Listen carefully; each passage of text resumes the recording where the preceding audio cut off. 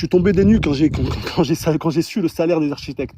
Je te donne un exemple, j'ai la plus ancienne archi de la boîte, elle a 62 ans, elle a plus de 30 ans d'expérience, elle a 2700 euros. Tu mens. Je te jure que c'est vrai.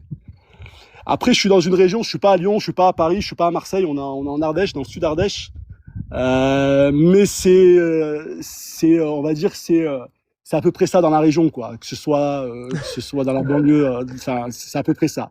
30 ans d'expérience, 2700 euros net. Bon, elle fait 30 heures par semaine aussi. Mais bon, voilà, pour dire que un architecte employé, c'est pas le bout, c'est pas la folie, quoi. Ouais, ce que j'ai compris, c'est vraiment quand tu montes ton cabinet que là tu gagnes, mais quand tu es Exactement. salarié, en fait, tu gagnes rien. Exactement. En fait, il faut passer son HMO. Donc ça, c'est une 6e année supplémentaire. Ok. Donc en gros, un diplôme d'archi, c'est un bac plus 5. Mhm. C'est 5 ans.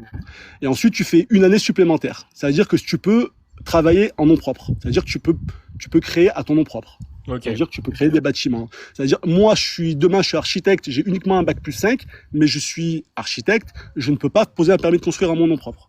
Ok. Il faut avoir le HMO pour pouvoir là. Et une fois qu'on a ça, là, après, du coup, on est considéré comme en freelance, on est considéré comme une profession libérale. Donc, qui dit profession libérale, dit, là, oui, tu as des possibilités, du coup, de multiplier ton salaire et ton chiffre d'affaires, quoi. Oui, là, ça n'a plus rien à voir, quoi. Vous êtes Après, patron, voilà. quoi. C'est normal. Exactement. Du coup, moi, je connais des architectes qui font des petits projets, hein, mais vraiment des petites maisons individuelles, des petites rénovations, tout ça. Mais la personne, elle est tout seule, elle a fait des chiffres d'affaires de 300 000, 400 000 euros par an, quoi. Ouais, parce qu'elle pose des permis, quoi.